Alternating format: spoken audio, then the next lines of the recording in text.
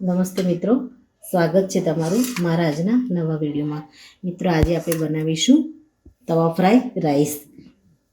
એના માટે રાઈસને બોઇલ કરીને લીધા છે. લીંબુની સ્લાઈસ એડ કરી બોઇલ કરીને એનું બધું પાણી આપણે નિતારી લીધું છે. બાસમતી રાઈસ લીધા છે. આપણે વેજીટેબલને પણ બોઇલ કરીને લીધા છે. તો ફુલાવર લીધું છે, મકાઈ, બટેકા, ડુંગળી અને ટામેટાં. આપણે ડુંગળી ટામેટામાં આદુ, મરચાં અને લસણને વઘારમાં ઉપયોગ કરીશું. અને શાકભાજી આપણે બોઇલ કરીને લીધી છે. તો ચાલો મિત્રો, ફટાફટ બનાવવાની શરૂઆત કરીએ. મિત્રો, આપણે આપણે તવા પર બનાવીશું. જો તમારે નોનસ્ટિક તવાનો ઉપયોગ કરવો હોય તો તમે નોનસ્ટિક તવાનો પણ ઉપયોગ કરી શકો છો. તો તવા ઉપર આપણે તેલ મૂકી દઈશું. તેલને થોડું ગરમ થવા દઈશું.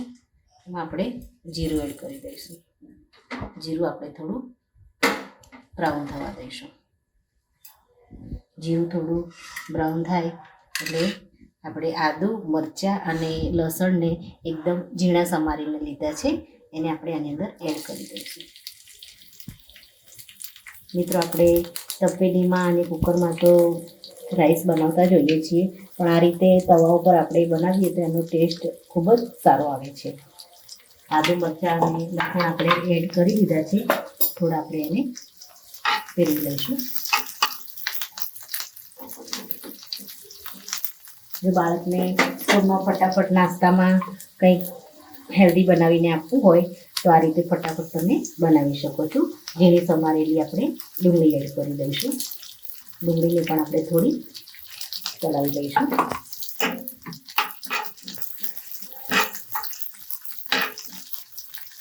થોડા આપણે ધાણા એડ કરીશું. હવે આપણે મસાલા આપણે એમાં રેગ્યુલર એડ કરીશું. આપણે થોડી હળદર લઈશું. ધાણા જીરું આપણે થોડું લઈશું.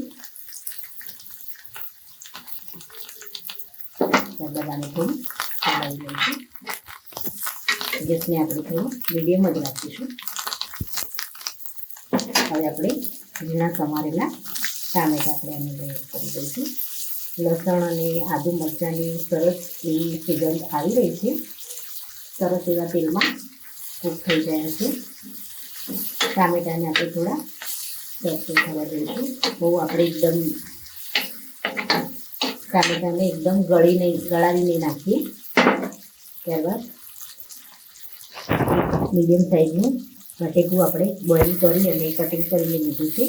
મકાઈ પણ આપણે બોઇલ કરીને લીધી છે.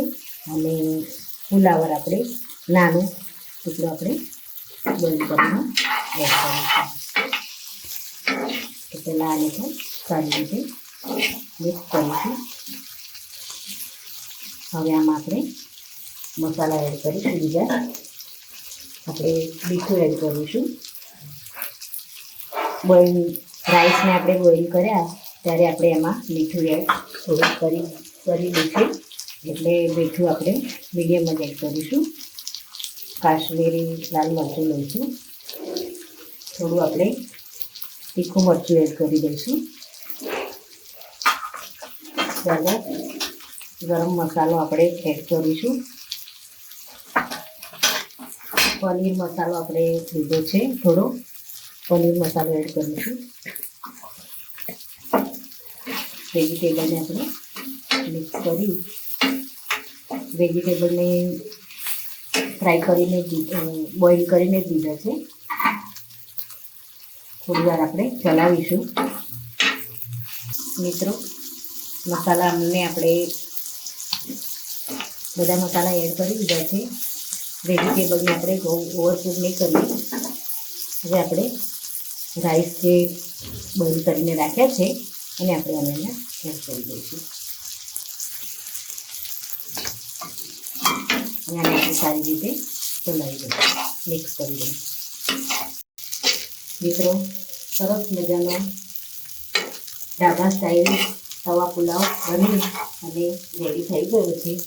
ઉપરથી આપણે ધાણા એડ કરી દઈશું. ગેસને આપણે બંધ કરી દઈશું અને મસાલેદાર પુલાવને આપણે સર્વ કરી દઈશું. મિત્રો રેડી છે ઢાબા સ્ટાઇલ તવા ફ્રાય પુલાવ. મિત્રો થાકી પાકી અને આપણે ઘરે આવ્યા હોય અને પાણી પી અને આવી ગરમીમાં પેટ ફૂલ થઈ જાય છે. તો આવી ગરમીમાં હલકું ફૂલકું કંઈ જમવાનું મન થાય તો આપણે આ રીતે ઇન્સ્ટન્ટ બનાવી અને લઈ શકીએ છીએ. એને આપણે ગોળ કેરીના શાક, રોટી અને એની સાથે આપણે તવા પુલાવ સર્વ કરીએ છીએ. મિત્રો આ સાથે મારો વિડીયો પૂરો થાય છે. જો મારો આ વિડીયો તમને ગમ્યો હોય તો લાઇક, શેર અને સબસ્ક્રાઈબ કરવાનું ભૂલશો નહીં. અને કમેન્ટમાં જરૂરથી લખો કે મારી આ રેસીપી તમને કેવી લાગી. ફરી મળીએ નવા વિડીયો સાથે. ત્યાં સુધી આવજો. Thank you.